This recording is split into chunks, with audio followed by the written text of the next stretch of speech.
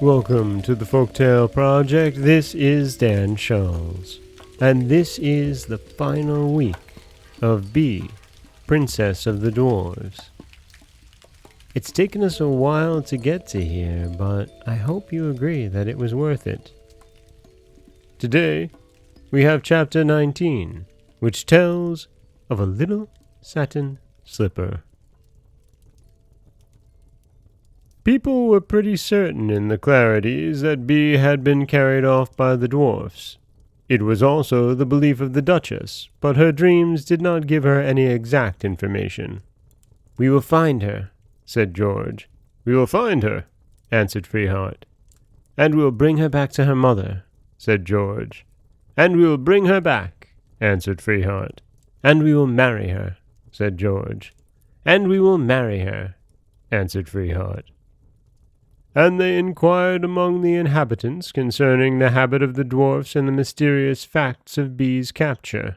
This led them to question the nurse Glaus, who had been the nurse of the Duchess of the Clarities, but now Glaus was old and fed the fowls in her farmyard. There the squire and his master found her. She was crying "Ss, chick, chick, chick," and throwing grain to the chicks. "Chick, chick, chick, it's your highness. Is it possible that you have become so big and so handsome? Shoo, shoo, shoo. Do you see that big one there eating the share of the small ones? Shoo, shoo. It is everywhere in the world, your highness. All the good goes to the rich. The lean get leaner while the fat get fatter. There is no justice on this earth. What can I do for you, your highness? You will surely each of you take a glass of ale?"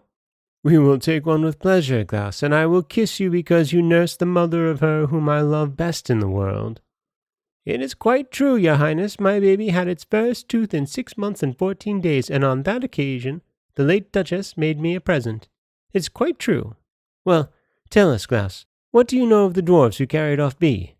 "Alas, your highness, I know nothing of the dwarfs who carried her off. And how can an old woman like me know anything? I forgot the little I ever learned long ago, and I have not enough memory to remember where I put my spectacles. I often look for them when I have them on. Try this ale. It is nice and cool." "Your health, Glaus. But I am told your husband knew something about Bee's carrying off." "It's quite true, your highness. Though he had never got any education, he knew a great many things that he learnt in inns and taverns, and he never forgot anything. If he was still in this world and sitting at this table with us, he could tell you stories by the week. He told me so many of all kinds that they have made a muddle inside my head, and I cannot at this moment make head or tail of any of them. It is quite true, your highness." "Yes, it is quite true. And the head of the old nurse was as useless as an old cracked kettle. George and Freeheart had all the trouble in the world to get any good out of her. At last, by sifting her, they drew out a story which began in this style. 7 years ago, your highness, on the very day you and Bee got into a scrape from which neither of you came back, my late husband went into the hills to sell a horse. It's quite true.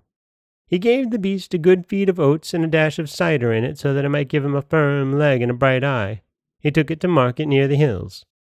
His corn and his cider were not lost, for it made the horse sell better. It's the same with beasts as with men. They are judged by appearances. My late husband was pleased at the good business he had done. He offered to drink with his friends, undertaking to drink fair to them. And I must tell you, your highness, that there was not a man in the whole Clarities who could drink fairer with his friends than my husband. So much so on this day that, after a good deal of good feeling and harmony, he came back alone in the twilight and took a wrong road for want of finding the right one. Finding himself near a cavern, he saw as clear as it was possible in his condition, and at that hour, a band of little men carrying a boy or a girl on a stretcher. He ran away for fear of a mishap, for wine did not deprive him of discretion. But at some distance from the cavern, having let his pipe fall, he bent to pick it up, and he took hold of a little satin slipper instead. He made a remark about it, which he liked to repeat when he was in a good temper. "This is the first time," he said to himself, "that a pipe changes into a slipper." Now, as this slipper was the slipper of a little girl, he thought that she who had lost it in the wood had been carried off by the dwarfs, and that it was her capture he had seen. He was just on the point of putting the slipper in his pocket when the little men, covered with hoods, threw themselves upon him and gave him so many smacks on the head that he remained on the spot, quite dazed. "Klaus! Klaus!" cried George. "It is Bee's slipper. Give it to me, that I may kiss it 1,000 times. It shall lie on my heart forever in a bag of scented silk, and when I die, it shall be put in my coffin." "As you please, your highness, but where will you go to get it? The dwarfs took it back from my poor husband, and even he thought that why he had been so thoroughly beaten was because he tried to put it into his pocket to show the magistrates. He was accustomed to say on the subject, and he was in a good temper, 'Enough! Enough! Only tell me the name of the cave.' 'My lord, it is called the Cave of the Dwarfs, and it is well called so. My late husband—' "Klaus, not a word more. But you, Freeheart, do you know where this cave is?" "My lord," answered Freeheart, finishing his mug of ale, "you will be quite certain I do if you knew my songs better.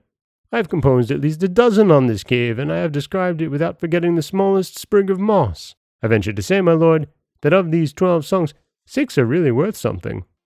But the 6 others are to be disdained. I will just sing you 1 or 2. "Freeheart," cried George, "we will seize the cave of the dwarfs, and we will deliver Bee." "Nothing could be more certain," answered Freeheart. And that is chapter 19, which tells of a little satin slipper, the little satin slipper that so many chapters ago Bee dropped when she was being captured by the dwarfs. And it's an interesting way for George to gather this information, or to at least confirm it. It seems a bit roundabout, but in the end we get a lovely tale with George and Freeheart about to set off on an adventure. This is Dan Scholz for the Folktale Project. Don't forget that you can subscribe to the podcast on Apple Podcasts, Stitcher, Google Play, Overcast, anywhere you like to get your podcasts. You can follow us on Twitter at Folktale Project. You can find us on Auto Radio, TuneIn Radio, iHeartRadio, Spotify, anywhere you like to listen. And you can always head over to folktaleproject.com, where you'll find a new story waiting for you every Monday, Wednesday, and Friday. As always, thank you so much for listening.